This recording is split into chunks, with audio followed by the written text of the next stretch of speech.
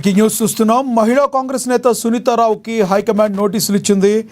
PCC chief Mahesh గౌడ్పై వ్యాఖ్యలు చేయడం, గాంధీ భవన్లో నిరసన చేయడంపై తప్పు పట్టింది హైకమాండ్. క్రమశిక్షణ ఉల్లంఘించడంపై ఆగ్రహం వ్యక్తం చేశారు. ఏదైనా సమస్యలుంటే పార్టీలో చర్చించాలి కానీ బహిరంగంగా మాట్లాడటం సరికాదని తెలిపింది హైకమాండ్. అనుచిత వ్యాఖ్యలు ప్రవర్తనపై 7 రోజుల్లో వివరణ ఇవ్వాలని లెటర్లో తెలిపింది కాంగ్రెస్ హైకమాండ్. వివరణ ఇవ్వకపోతే చర్యలు ఉంటాయని తెలిపింది.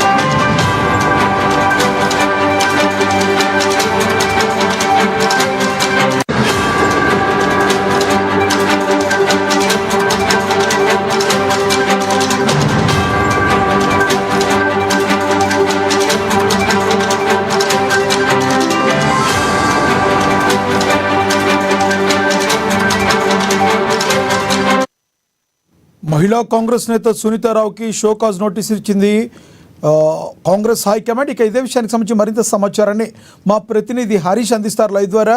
హరీష్, చెప్పండి, సునీతారావుకి హైకమాండ్ నోటీసులు ఇవ్వడానికి ప్రధాన కారణం ఏంటి? రైట్ లక్ష్మీనాగ్, ఏదైతే మహిళా కాంగ్రెస్ అధ్యక్షులు సునీతారావుకి షోకాజ్ నోటీసులు ఇష్యూ చేసింది. ఇక ఏదైతే క్రమశిక్షణకు సంబంధించి కూడా ఆమె ఉల్లంఘించినట్టుగా కూడా పేర్కొన్నది. ఇక మహిళా కాంగ్రెస్కి సంబంధించి కూడా ఆమెకు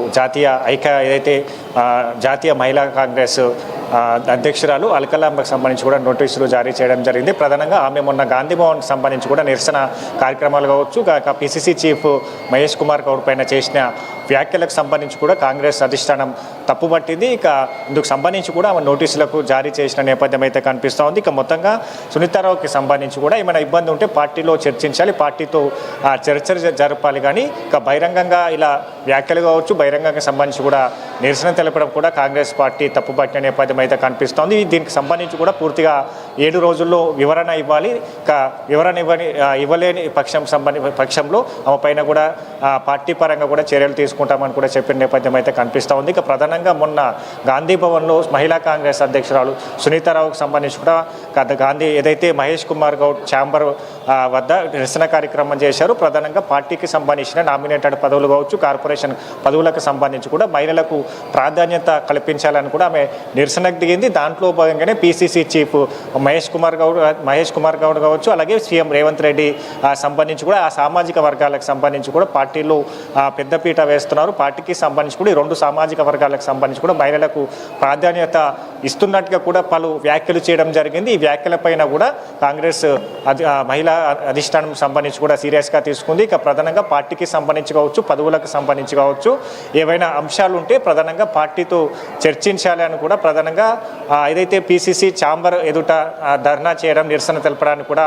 తప్పుపట్టింది. దీనికి 1 వారం రోజులకు సంబంధించి కూడా వివరణ ఇవ్వాలని కూడా చెప్పిన నేపథ్యం అయితే కనిపిస్తూ ఉంది. ఒకవైపు నిన్నకు సంబంధించి కూడా ఇదే అంశంపైన నిన్న ఏదైతే గోషామాలకు సంబంధించి కూడా మహిళా కాంగ్రెస్ నేతలతో పాటుగా గోషామా కార్యకర్తలంతా కూడా గాంధీ భవన్కి వచ్చారు. ఇక సునీతారావుకి వ్యతిరేకంగా కూడా నిరసన తెలపడం జరిగింది. ఎందుకంటే పిసిసి పైన చేసిన వ్యాఖ్యలు కావచ్చు, ఒకవైపు గోషామాలకు సంబంధించి కూడా ఆమె కంటెస్టెడ్ ఎమ్మెల్యేగా పనిచేశారు. కంటెస్టెడ్ ఎమ్మెల్యేగా పనిచేసిన అప్పుడు కూడా ఆమె పార్టీకి సంబంధించి కూడా ప్రచార కార్యక్రమాల్లో పాల్గొనలేదు. ఇక్కడ కాంగ్రెస్ పార్టీకి సంబంధించి కూడా కార్యకర్తలకు సంబంధించి కూడా కలవలేదని కూడా ప్రధానంగా వాళ్ళు ఆరోపిస్తూ కూడా నిన్న పెద్ద ఎత్తున గాంధీ భవన్ వద్ద కూడా నిరసన చేశారు. సునీతారావు పైన కూడా యాక్షన్ తీసుకోవాలి. సునీతారావుకి సంబంధించి కూడా పూర్తిగా ఏదైతే ఆమెకు సంబంధించి కూడా పెద్ద ఎత్తున వ్యతిరేక నినాదాలు చేస్తూ కూడా గాంధీ భవన్కి గోషామాలకు సంబంధించిన కార్యకర్తలు వచ్చారు. నిన్న సంబంధించి కూడా అధిష్టానానికి సంబంధించి కూడా అంటే హరీష్ నోటీసులు ఇచ్చిన తర్వాత సునీతారావు ఏమన్నా స్పందించారా?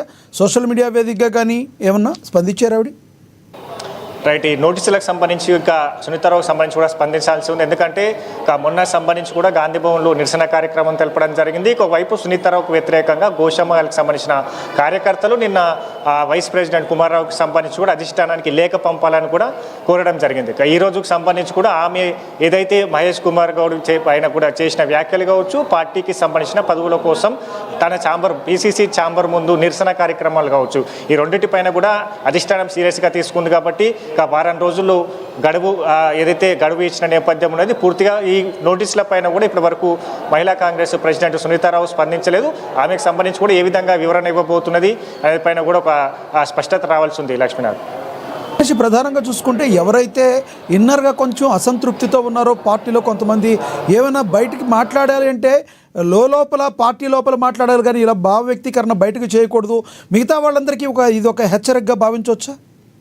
ఖచ్చితంగా, ఎందుకంటే పార్టీకి సంబంధించి పార్టీ లైన్కు కట్టుబడి పనిచేయాలి. పార్టీకి సంబంధించి కూడా ఆ పార్టీ లైన్ని క్రాస్ చేస్తూ ఎవరు పనిచేయదు. పార్టీ చేసిన కార్యక్రమాలు కావచ్చు, పార్టీలో ఏమైనా అంశాలు ఉంటే సంబంధించి కూడా దాన్ని తమకు ఏవైతే వ్యక్తిగతంగా కూడా ఏవైనా అంశాలు ఉంటే వాటిపైన కూడా పార్టీ నేతలతో చర్చలు జరపాలి. కాబట్టి ఇక బయటికి ఇలాంటి సంబంధించిన వ్యాఖ్యలు కావచ్చు, బయటికి సంబంధించి కూడా నిరసన కార్యక్రమాలు కావచ్చు చేయొద్దని కూడా పార్టీ లైన్ సంబంధించి కూడా అందరూ కట్టుబడాలి ఉండాలి కూడా కాంగ్రెస్ పార్టీ సిద్ధాంతంలో ఉన్నది. ఇక గతంలో కూడా ఇట్లాంటి అంశాలకు సంబంధించి తీన్మార్ మల్లన్న కావచ్చు, ఇంతకుముందు పలు నేతలపైన కూడా సస్పెన్స్ వేటు పడింది. ఎందుకంటే పార్టీ లైన్ క్రాస్ చేస్తే ఖచ్చితంగా చర్యలు తీసుకుంటామని కూడా పిసిసి చీఫ్ మహేష్ కుమార్ గౌడ్ చెప్పిన నేపథ్యం కావచ్చు. పార్టీకి అందరికీ కష్టపడి పనిచేసిన వాళ్లకు పదవులు ఉంటాయి, పార్టీ కోసం పనిచేస్తే ఖచ్చితంగా పదవులు వచ్చి తీరుతాయని కూడా ఆయన హామీ ఇవ్వడం జరిగింది. కాబట్టి ఒకవైపు నామినేటెడ్ పదవులు కావచ్చు, కార్పొరేషన్ పదవులు కావచ్చు, కార్యవర్గ కూర్పుకు సంబంధించి కూడా అధిష్టానం ఢిల్లీలో జరుగుతూ ఉన్నది.